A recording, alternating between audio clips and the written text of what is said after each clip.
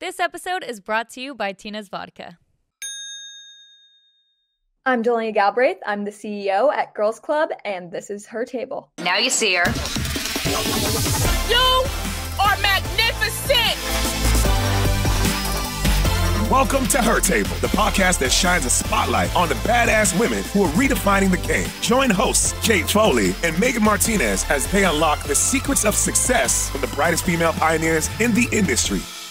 Welcome to another amazing episode of Her Table. I cannot wait for you guys to meet our guest we have today. From the University of Alabama, I love a Southern girl at heart. We have Delaney Galbraith, who is a true inspiration for women in sports. Her early days found love with the Pittsburgh Steelers, another match for me because my family is a Pittsburgh Steelers fan. During her senior year at the University of Alabama, Delaney founded Girls Club, a platform aimed at empowering women to pursue career in sports. The name itself, Girls Club, speaks volumes about the barriers women face in accessing industry secrets and resources. What started as a podcast evolved into a multimedia brand, providing invaluable network opportunities and fostering Delaney's entrepreneurial skills. I can't wait to learn more about her journey, where she's at, and where she's going. Pull up a chair. Welcome to Her Table. Delaney, welcome to Her Table. I'm so excited that you're here. Thank you so much for having me. Of course, all the way from, okay, we're going to butcher the name. You say it. I'm not. Worcester, Massachusetts. Worcester, Massachusetts. I'm not even going to ask you how to spell it because I don't know that I could say it was right or wrong. So you might get a pass on my spelling bee. I don't remember how to spell it, and I live here. Oh my gosh. Okay, well, walk us through how you went from the University of Alabama to Worcester. Did I say it right? I didn't say it right. Sorry. That made me laugh because I just said it and then you said.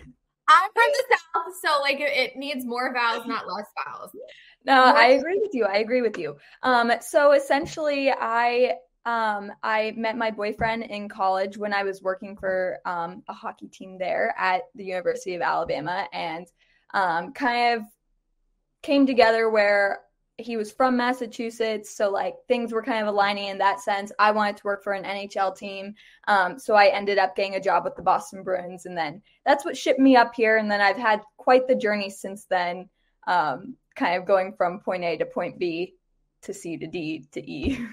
But yeah, it's fascinating because you went from somewhere that is a different climate, different culture, all the way to the Northeast that is 100% different climate, different culture. What got you into hockey? Because is University of Alabama known for hockey? Like, what drove you to hockey other than a cute boy? Love the way you put that too. So actually I'm from Virginia. I'm from like DC area. But my family is from Pittsburgh.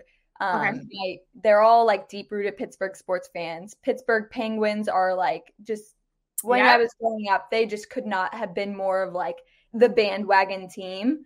Yep. Obviously, I had claim to liking them. And so I just grew up as a Pittsburgh Penguins fan, as like also a Steelers fan. I'm a football girl too. Okay. But hockey just like claimed my heart. When I was picking a school for college, I literally flipped a coin. It worked out for me. Don't do it though. Not great advice. Flipped a coin, ended up going to Alabama, and no, they're not known for hockey. Obviously, they're known for football. We all know that. But they had a club hockey team, and it just like was kind of like a student-led organization where like the students actually ran the staff. And my freshman year, I just became so enthralled with like getting to do like the actual hands-on experience that I wouldn't have gotten with any, like if I was to intern for the football team, I would not have gotten that same experience because I did the sponsorships, I did the ticket sales, I did literally every job, you name it. Like I was even booking road trips for the team at times. So I just really fell in love with like all of that side of hockey and like how hockey is, like how games are put together, all of it. And so I just loved it so much, and it just became a home for me. And I ended up meeting my boyfriend like my sophomore year. So it wasn't because of him. He was a perk, and the stars aligned, destiny stepped in. Yeah. I believe you have to have something in common too with like the person. Do you play hockey or you're just a fan of it? I'm just a fan too. And like, it's crazy because I move up here and literally every person I meet is a hockey player. I'm like, what's happening? You're born with skates on. I know. Well, and it's interesting too, because I feel like there's a shift in culture that's going on right now in sports. NASCAR is taking off. I feel like NHL is definitely taking off. And it's one of those sports for me that it struggles to reach underserved communities because it requires a lot of time, attention, equipment that might not necessarily be affordable to everybody. So I love that it's a place where you got to experience it kind of for the first time and then fell in love with it. And now you're kind of sharing that. What for you was one of the driving forces as you went to the University of Alabama? Hockey is obviously male dominated. We've actually had a hockey guest on this show. Scotty Updog was on and was one of our first male guests, but he talked about how hockey is such a very labor intensive, but also a physical contact sport. You being a female, how did that work for you? Obviously, it's a different dynamic for you being on the operations and sponsorship side, but you also are a part of the operations side, which goes into game day operations. How was that for you making that adjustment as a female in kind of a male dominated world? Yeah, I would say, well, first of all, the PWHL has been such a great example of like what women can do when you let them thrive in the hockey world. And speaking of, I'm going to game 5 of the finals tonight. So exciting. Walter Cup's being awarded tonight. I'm very excited. But yeah, I think for me, it was like, as you know, my company is called Sports Girls Club. It's because sports felt like a little bit of a boys' club. So it was one of those things when I was there, I was like really experiencing. And as I started talking to like all of my friends, they were having like a similar underlying feeling, like they had these experiences, this experience. And hockey is one of those worlds where, like, I will be completely honest, I feel like hockey is one of the worst, like, for it. And so what do you mean? Unpack that for me. What do you mean? It's because I want our listeners to understand that feeling, because you felt it, but sometimes can you describe what that was like? Yeah, I would. So I guess what I mean is like you just said, is like with hockey being like on the come up, there's a lot of things that hockey is very behind on. And that's just the truth. And everybody knows it. It's like one of those things where it's just like actively you can see them getting better. And there's so many things in place now too. And I've gotten to work with Kimberly Davis, who is the senior executive vice president of DEI for the NHL, a few times. And like she's said similar things, completely agree with her. And essentially I just mean like, when you take the NFL, for example, they're making so many great strides towards just inclusivity. They have all these programs in place, whereas you can just tell with like the NHL, like they're still kind of getting there because they're growing in that popularity. So it's like almost like they're playing catch up a little bit. But I think they're doing a great job, and I think PWHL is also showing that. But like going back to when I was at club hockey, like I said, it was a student-led organization. There was like not a lot of adults in place where like they could kind of step in and say certain things. So like there was, you know, the occasional like borderline, like, is that a comment you should be making? Like, is, you know, things like that. And that's kind of where we all experience it, right? I always say like you give people grace one time and sometimes they don't know. And it's definitely, being a woman in sports comes with its challenges, right? Because you have to toe the line of the boundary for yourself while also educating others of what might be or not be acceptable. And for me, I always find like it's hard. You want to say something, but then you're like, how is that going to be received? Because my intention might not be the way they receive it or they internalize it. And especially in, you know, in the NHL, I mean, it's funny when we had Scotty on, you know, learning how intense it is, but also a lot of these young men play from ages 3, 4, 5, and they play for forever, and they play till they're in the older leagues. So it's definitely a generational sport. So I think there's still a lot of generational boundaries that need to be broken, but I think you've done such a fantastic job with Girls Club and creating that conversation. What's like a success story that you've had from Girls Club? Like is there one moment in time where you had that aha moment of like, for me, this is why I started this, and what did you get from it? Yeah, I mean, I feel like I have that moment like every day. I'm just like the luckiest girl in the world to have like found found the idea for this somewhere in my brain. And like, I know that doesn't even make sense. I'm just like, I think I'm so lucky to have like thought to do this, because it's really truly paid off for myself and so many others. But yeah, I think like I have an aha moment like literally every single day. Like today I'm like literally thinking, oh my gosh, I get to go experience history tonight, because the PWHL, this is their inaugural season. This is their first season. And I'm like thinking to myself, 20 years down the road, when I don't know, like in my 40s, I'm going to be thinking, I was there for that first.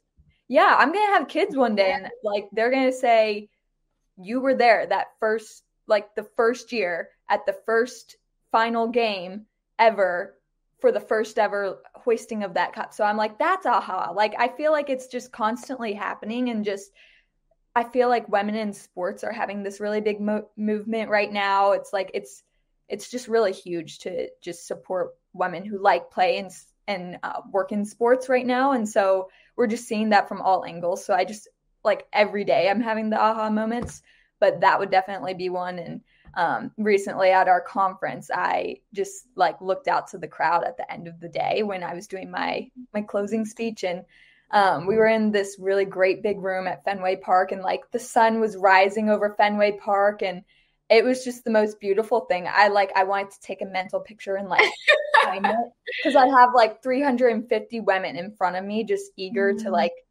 grow the community and learn. And it was just so cool. And they're all dressed in their pretty suits and colors. And I was just like, this is just the prettiest thing I've ever seen. Like, just. Did you ever think when you started this that this is kind of the level that it would go to? Because I think a lot of times we all have this idea of like, we want to start something and it grows. You know, what struggles did you have growing it? I think I want our listeners to understand, like sometimes you see the end result, but you'd miss the middle really hard part. Have you had any struggles as you've gone through this, you know, and what are some specifically that you've had to overcome? Yeah, there's struggles every day. And I'll put this as nicely as I can, but let's just say when I was in one of my hockey roles previously, I experienced some things where like it was just absolute boys club, like to the max. And so that, and like I had already started girls club. So it was just like I had people making fun of what I was doing, stuff like that. So that was like a struggle, because it was like this was when the account had 3,000 followers. And I'm thinking to myself, like, maybe they're right. And, you know, and then it just gets in your head. But like when I took the leap to take this full time, there's just never been a time where I've doubted myself, because the community and the response back has been just amazing. In terms of struggles, like with just scaling it and everything like that, it's been a lot of like figuring out social media marketing, like, you know, I feel like there's struggles every day with like, I'm a business owner, I'm young, and I don't have like, I'm not a millionaire, you know, it's hard to like figure out how to scale a business. It's hard to figure out how to like, what you need to do legally. So there's so many things that I feel like are struggles, but I feel like the hardest struggle for me was just taking the leap to like, for my path, you know, like, and that's where I want every girl to learn, like, if you're thinking of something, you should just rip the Band-Aid off and do it. Like, I think to myself all the time, like, where would I have been by this point if I had just done this sooner?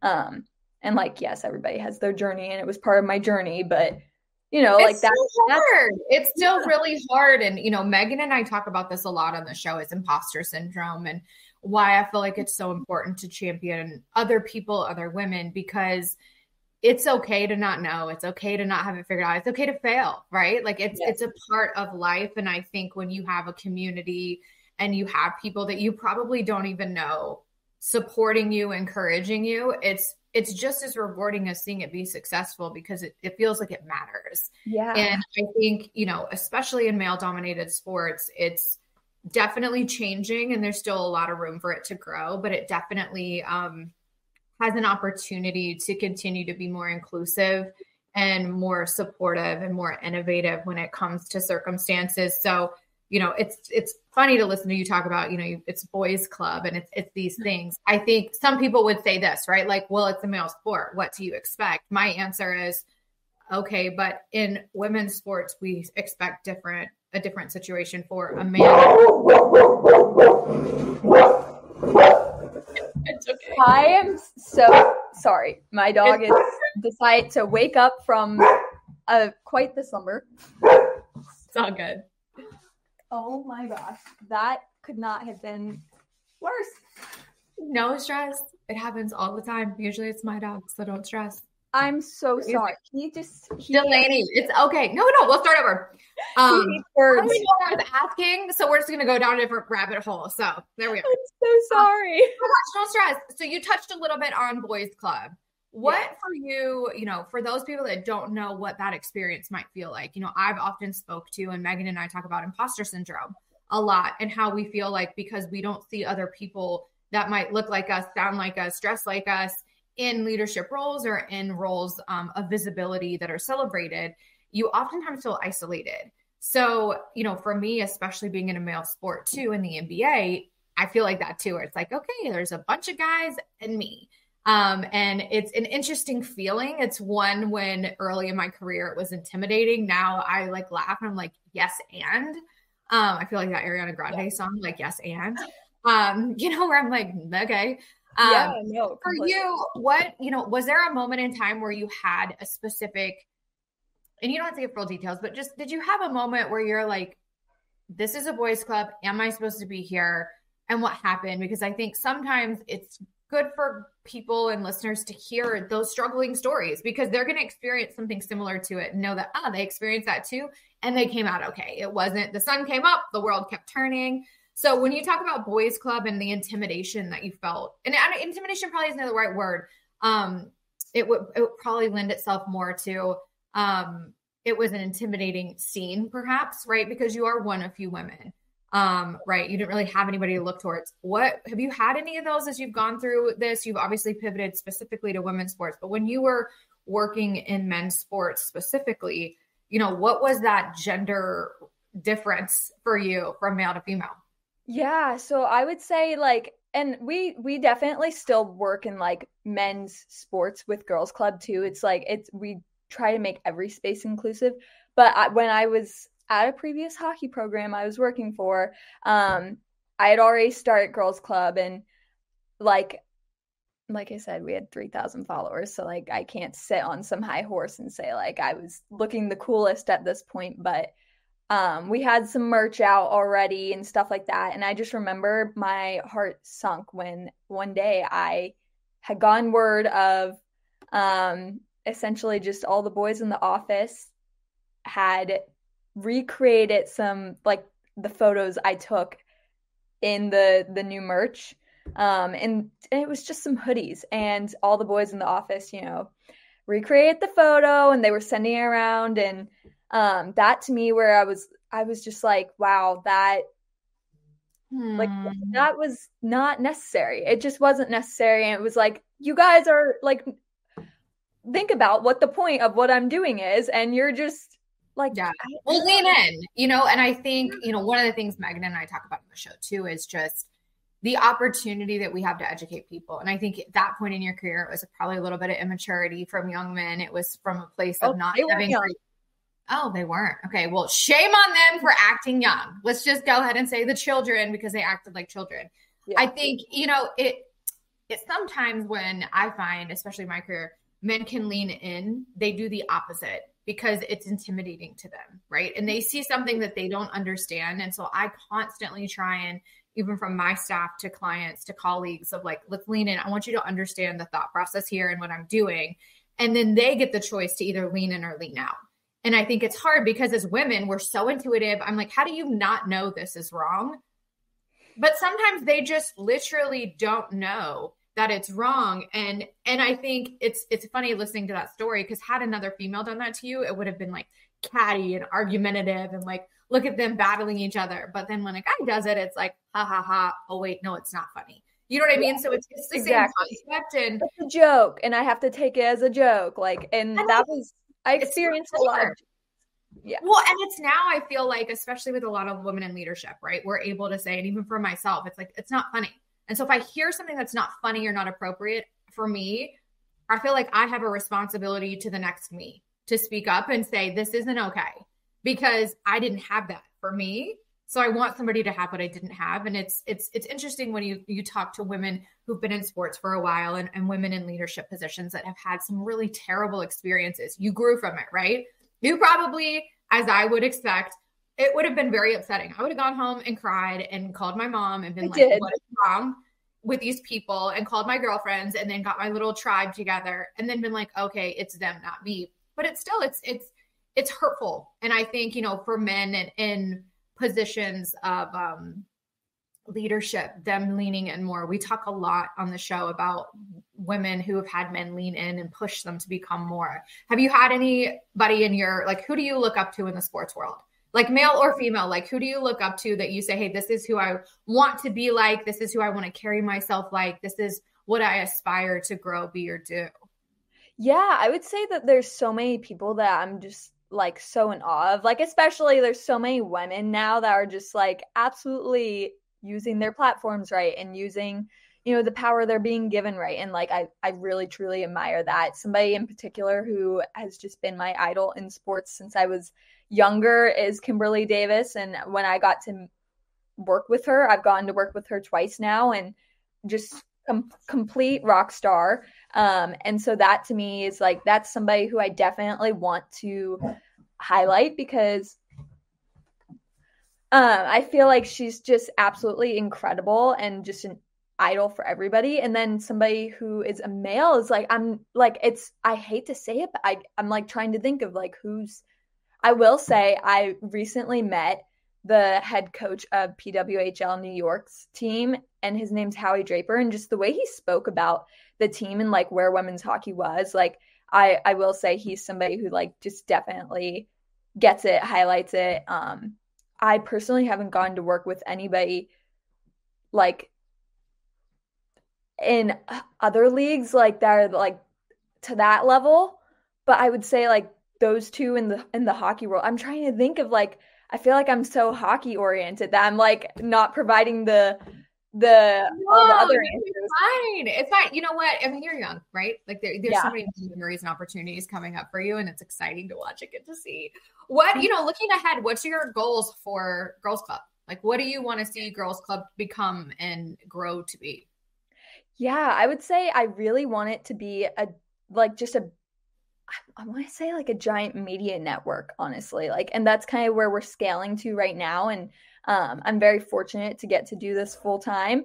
And so I feel like that's a goal. But to me, there's like, I have like a lot of personal goals. Like, because it's so hard to say exactly where I want Girls Club to go, because I feel like it's already, I hate to say it like this, I feel like it's already exactly where like my mind never thought it would go. Like, I knew it would go, but you know what I mean? Like, it's like I just hit a goal super early. And so now I'm just like, anything's possible kind of situation. What's next for it then? I would say we're just expanding a lot more nationally.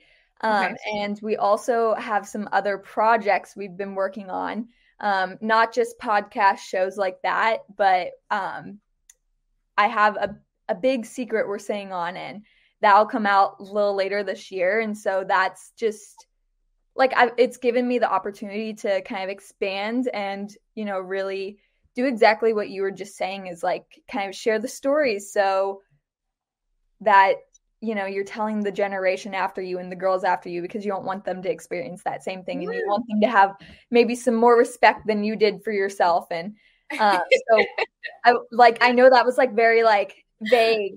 Well, you owe us an answer, so I expect we get like an exclusive since you're keeping the secret going on. What for you, have you at Girls Club, how do people get involved in it? How does it connect to the community? And then what types of services, connectivity can people expect to have through that? Yeah, so we're just really growing like all of our events. So like we're about to open up like an ambassador program where like girls nationwide will be able to like get involved and help us run these programs, because one thing is like I live in Massachusetts, so it's like I can't zip over to all these places often, but we're getting a lot of requests for everywhere. So there's like one way we're really trying to get people involved. And then in terms of like having people just like continue to grow this community, like we get so many college interns where we get to be like their first bit of sports experience. And that's where I feel really proud, because I know when I was in college, it was really hard to find a sports internship that would take me. So we get to do that. I think did I just answer that question wrong? I'm like rereading. No. Oh my gosh, no. Well, and it's interesting because, for me, I'm the opposite. I'm not a proponent of internships. I'm a big proponent of experience, because internships are very hard to get that have substance. And so I think sometimes it's off-putting for people of like, I didn't get an internship. I can't be this. I can't go here. And my answer is, you don't need a 6-month internship of getting coffee just to put internship. You need to have experience, right? So if it's a 2-day experience, a 2-hour experience, it gives you an opportunity to gain knowledge and meet people and create something that you then can draw from. And you never know where it's going to go, because I do think that that's one of the things, especially for girls in sports and women in sports and just generationally in sports, you take all these classes, but a lot of them are not applied classes. It's book taught classes. And then you get to the world and you're like, well, now what? And then they go work for these people and they're like, how do you not know? Like, you're like, well, it's not applied. And so I always say to young girls, especially, is like, take any opportunity you can get. You'll either learn that you love it or learn that it's something you don't want to do. And learning something you don't want to do is just as important as learning what you do want to do, because it's helping narrow the path. It's not right or wrong. It's just you're creating a space where you're narrowing it. And I think it's so intimidating, because you hear so many people like, oh, I've had 6 internships and I'm applying for this job. And I'm like, well, you might not have any real world experience. Like, you have a great paper resume, but you don't have any actual applied substance to executing against what you learned. Like I say all the time, like, I'm going to ask you this question. What, for you, what 3 classes did you wish you had taken in college to help you be more prepared for where you are? Yeah. And I completely agree with you. Like, experience is everything. And that's why I worked for the hockey club. Like, I got the experience. And I learned that hands-on. I actually, and this kind of goes back to failure, I feel like I don't know what 3 classes I would want to take, because there wasn't a lot of options even at the University of Alabama. When I went, now they have it, of course. So like, I would have taken sports management, but like, I feel like I took all the right things. Like, I don't think there's anything during my time I necessarily regret. Like, obviously now looking back, I'm like, yeah, I probably would have taken sports management or like something along the lines of NIL. Like, I think that's so fascinating. But like, honestly, when I was there, like, I had to switch my majors because I kept failing classes in the other major. And what did you switch to? What did you start and what did you switch to? This is important. Switch to. It's not like the dream was always there. It's definitely not. Yeah, I always knew I wanted to work in sports when I was in college, because I just like luckily found it in my heart when I was in high school, all that stuff, which does bring me to, I did take sports marketing with an amazing teacher in high school. I was so lucky. So if that's in your high school, definitely take it. But, obviously that's like, I feel like that's very specific and niche. Like, I don't know why my school had that, but I switched from marketing to advertising, actually, because I could not pass my econ class. I couldn't pass my math class. I failed astronomy. Like, that, you name it. How is astronomy a class for marketing? Like, it had some science credit. Like, it was, I don't even know. I'm dead. I'm like, astronomy. Yeah, like, I'm not getting the Hubble telescope job. Like, that's not what I'm here for. But and that's what's so interesting to me about college is, when I talk to these young people, I'm like, look, take classes that challenge you, but take classes that also are helping you achieve something. Because I think there's the standard of you have to take these things, but then the reality is you don't ever use those things. Yeah. So make sure I love my electives. Yeah. Yeah. Take things that drive you, teach you. Like, if I had to choose, I would say like public speaking is always something everyone should take seriously. I did not. I took it because I'm like, easy class. Now I'm like, wow. But, you know, again, it's pushing you outside the box. It's tools you're going to have to use in the real world, whether that's like in your job, at the bank, at Target. Like you have to be able to communicate. You do, because now so many young people can't communicate unless it's via text. And so I'm like, that's not going to work in the real world. And so I don't want you to go into it blindsided. I always say like hostage negotiation too is important for me, because it's like trying to get my athletes sometimes to do what I need them to do is a little bit of hostage bank negotiation where you're like, I'll give you this if you give me that, you know what I mean? It's a lot of back and forth.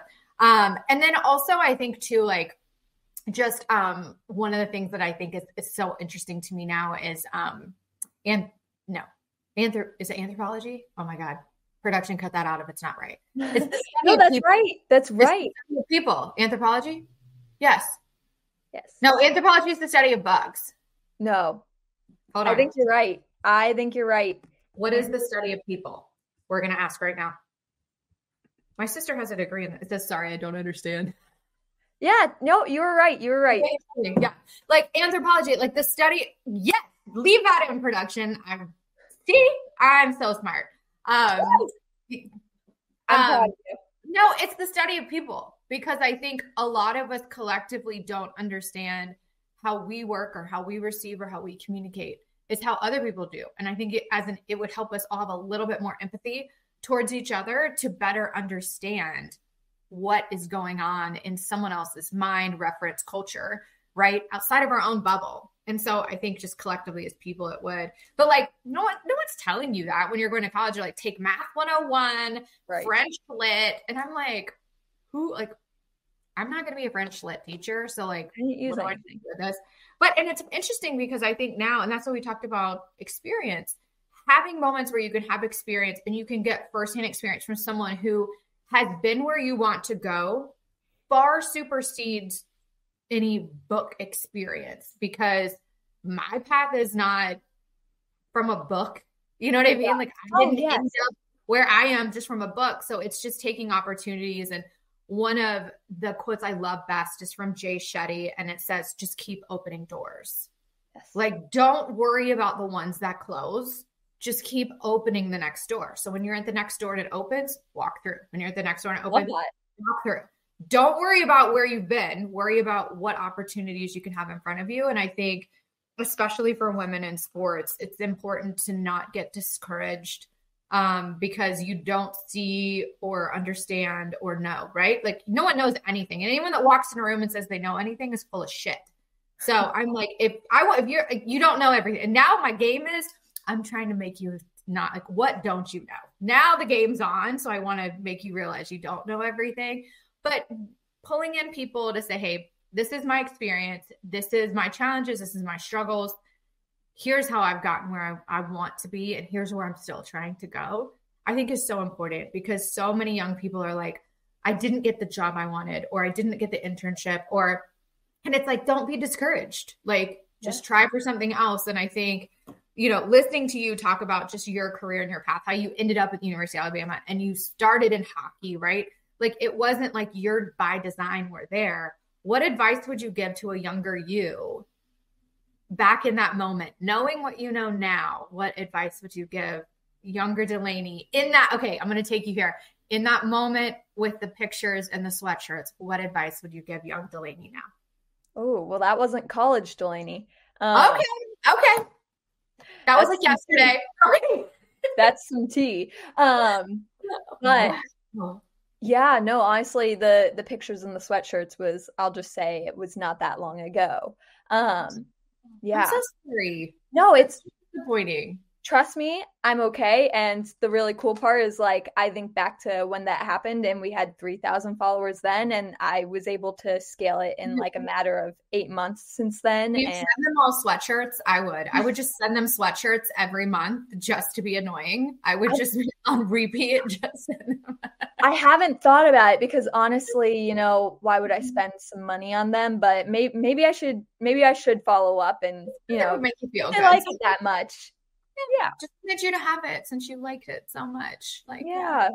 Honestly, I feel like I feel like I'm past it. Honestly, it's a little fuel to my fire, you know? Yeah. And like I said, I have a secret I've been saying on. So we'll But find what out. advice would you give young Delaney? Like in a moment of struggle, don't have to be specific. What advice would you give a younger you that was faced with some adversity or uncertainty? Yeah, I guess I would just say like, oh my gosh, there's so many things I would tell her. First of all, I'd tell her like, you know, wake up for your 8 a.m. because I never did that. That probably led to the failing of the classes. But Contributed. Yeah, I would tell her to wake up, you know, like set some more alarms. But I think I would just like say like really like tune out the noise. Because for me, I just feel like there was a lot of like I had to learn it, and I think everybody has to learn the lesson, because otherwise, like, you can hear it all you want, but you do at a certain point have to like learn the lesson yourself firsthand, unfortunately. But like there was just so many times where like I did let like other people's opinions, or kind of like I'd conform to like what other people were doing, and then it would like stray me from the path that I knew I wanted to be on. And so I would just say like tune out the noise, like put your head down, keep working hard, because like it does pay off. And I think there was times where like I kind of, you know, would divert from the path, and that's kind of where I felt like I probably needed to take a step back, take a deep breath, tell myself, you know, you don't have to get the perfect job out of college. You don't like, not everything. But there's like so many other things that led to those moments, and like why I don't think I got where I want to be in my head. And so, but yeah, I would, take a deep breath as well. Like calm down. Breathe. Calm down. And shout out Aaron Andrews. Calm down. Love that podcast. Yeah. Podcast. What would you say your leadership style is? I think one of the things we see, obviously we're both CEOs, right? Which is fantastic. Shout out women CEOs. How do you describe your leadership style, and has that changed or evolved as you've progressed within your job? Oh my gosh, I feel like you're probably like a 1,000,000% better CEO than me.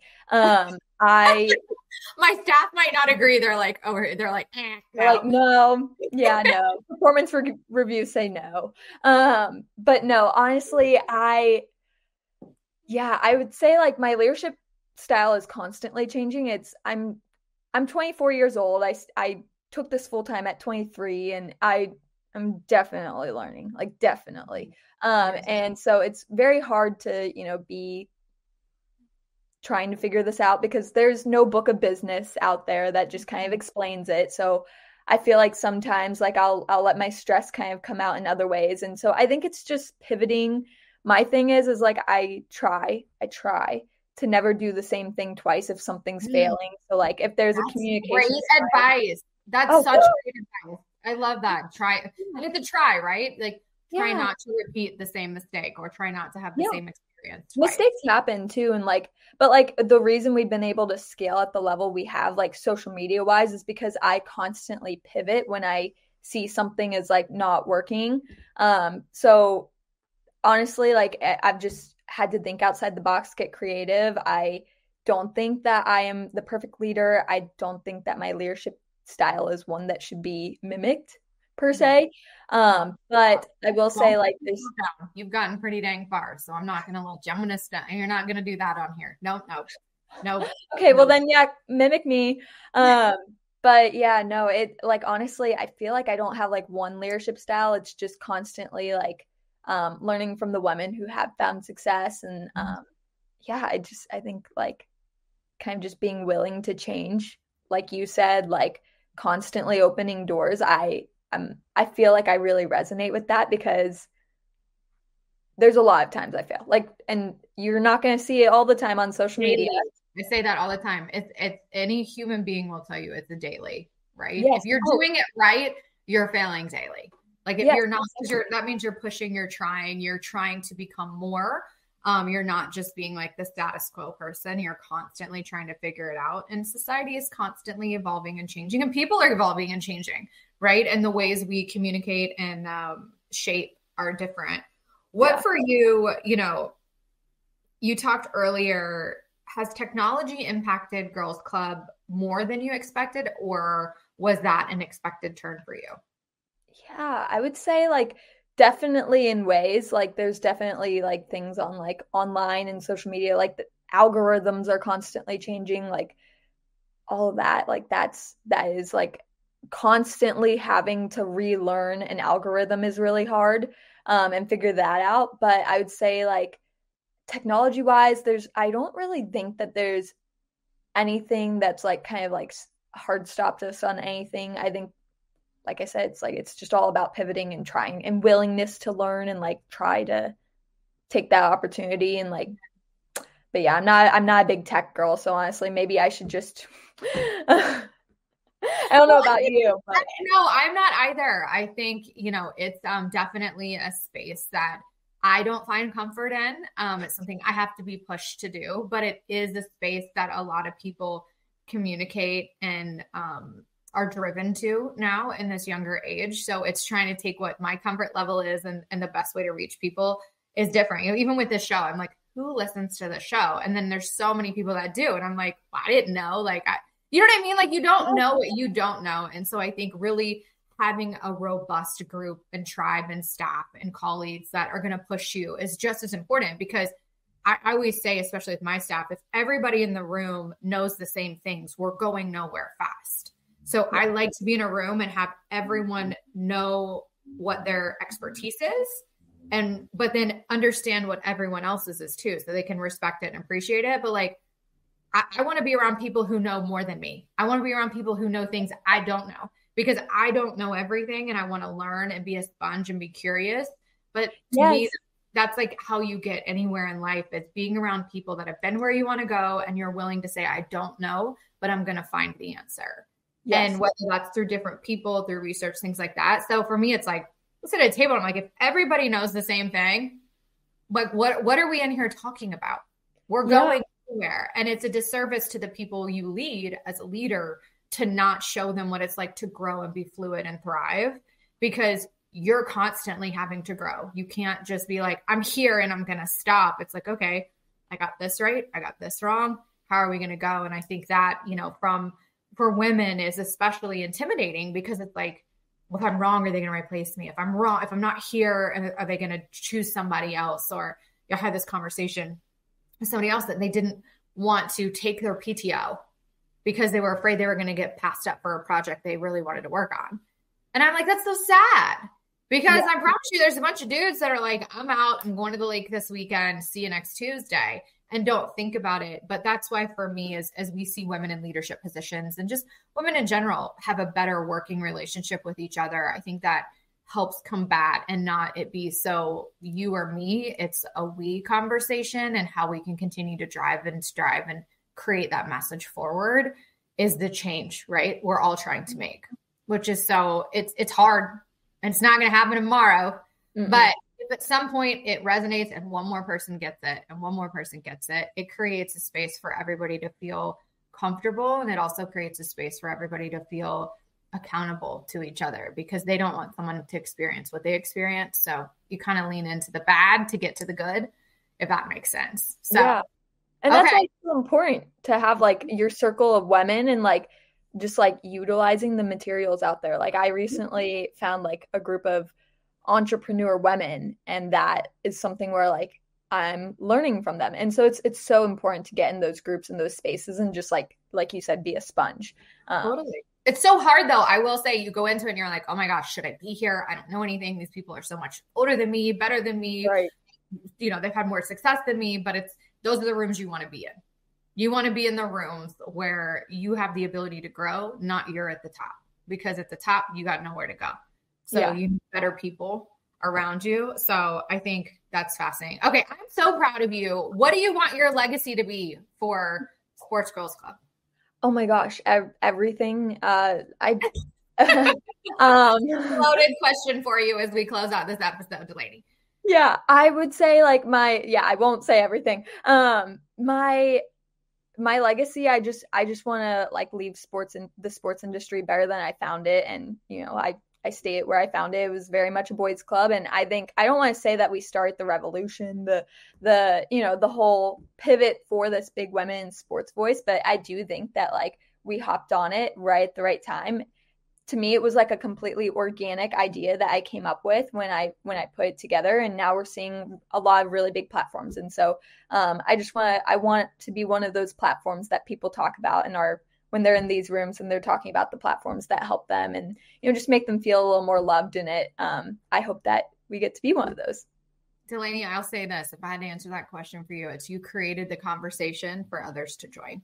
That's literally what you did, is you created that conversation that others now want to join and participate in. And that's fantastic because there's so many young women that need that, and you're providing that and you're giving them the space to do it. So, I mean, sky's the limit for you, girlfriend. You're going to far supersede me over here. I can promise you that, but you're going to have to come visit me in Arizona though. Oh yeah. Well, now we have to do an event out there. Yes. Let's do it. We're out. West Coast girl. I'm all for it. I also would go back to Alabama. I feel like there's a University of Alabama like rebirth that needs to happen. One of the ladies on my staff went to Alabama and she's diehard, so she'll be in there for sure. Oh yeah. Well, we have something we're trying to plan actually for early 2025 there. So well, keep me posted. I'll have you will be posted. Hold tight. Confirmed here right now. Breaking news. Her table will be involved. Love it. Love it. Well, thank you so much for coming on today. I love sharing your story. Keep being amazing. Keep blazing path. What you're doing matters and it's changing lives. And I want you to know that we celebrate you and are so proud to support you. And we can't wait to see what's next. Thank you so much. I had the best time. That was such an amazing episode with Delaney. Honestly, watching a young woman strive to create change, create conversation. She's doing all of those things. I think one of the best things that I learned from her is to just not discount yourself and what you don't know. She talked a lot about how she had to change her majors. She failed a couple classes. She was really honest and vulnerable with us about what her struggles were to get where she is. And she's now the CEO of a company that's continuing to thrive and grow and engage young women who want to work in sports, have a career in sports, or a love for sports. I love that she loves the Pittsburgh Steelers. I love that she loves Pittsburgh. I should have asked her about Vermonti brothers. But I think her whole message of just continue to strive, don't let setbacks continue to create narratives that don't serve you. Unfortunately, I want to go get those young men that made fun of her, but her moment now is that look at me now, which we all want to have. Delaney is one of the women that is going to continue to change the world of sports and create better conversations and engagement for young women who want to find an experience and an industry that is male dominated. So I can't wait to see what's next for her. All her secrets, you're going to hear them on Her Table first. So make sure you guys follow along so we can drop those out as it comes out. But we'll see you guys next time. Make sure you like, subscribe, let us know who you want to see. And we appreciate each and every one of you. This episode is brought to you by Tina's Vodka. Drink responsibly.